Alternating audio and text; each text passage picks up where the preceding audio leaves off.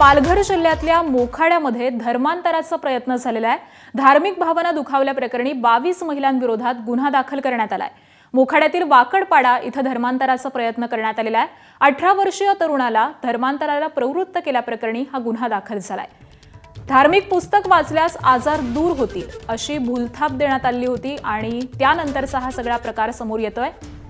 22 महिलांविरोधात आता गुन्ह्याची नोंद देखील दाखल झालेली आहे। पालघर जिल्ह्यातल्या मोखाड्यामधला हा सगळा प्रकार आहे। मोखाड्यामध्ये धर्मांतराचा प्रयत्न करण्यात आलेला आहे। धार्मिक भावना दुखावल्याप्रकरणी 22 महिलांविरोधात गुन्ह्याची नोंद करण्यात आली आहे।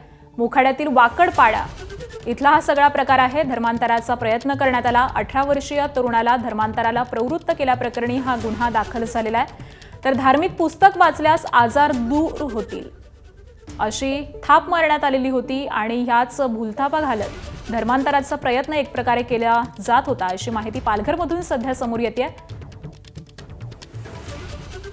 मोखाड्यातील वाकडपाडा इथं हा प्रयत्न झालेला आहे आणि याच सगळ्या संदर्भामध्ये अपडेट देत आहेत आमचे प्रतिनिधी संतोष पाटील सध्या आपल्यासोबत आहेत। संतोष, नेमका काय प्रकार घडलेला आहे आणि आता काय कारवाई होतीये?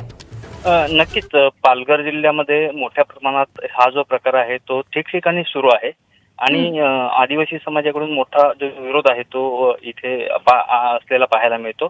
मोखाड्यातील जे वाकडपाडा म्हणून आहे तिथे साधारण 15 ते 20-25च्या आसपास ज्या महिला काही होत्या त्या गेल्या होत्या आणि हा त्यांची एक प्रार्थना सभा सुरू होते आणि अशा वेळेस तेथील तरुणांना माहिती पडलं की धर्मांतरांचा प्रकार होतोय आणि या बाबतीत मग ग्रामस्थांनी तिथे एकत्र आले। त्यांना एकदा म्हणजे त्यांना समजावून सांगितल्यानंतर पोलिसांनाही बोलावलं आणि त्यानंतर आता ह्याला विरोध म्हणून 22 महिलांच्या विरोधात तिथे जो गुन्हा आहे तो मोखाडा पोलीस स्टेशनमध्ये दाखल झालेला आहे।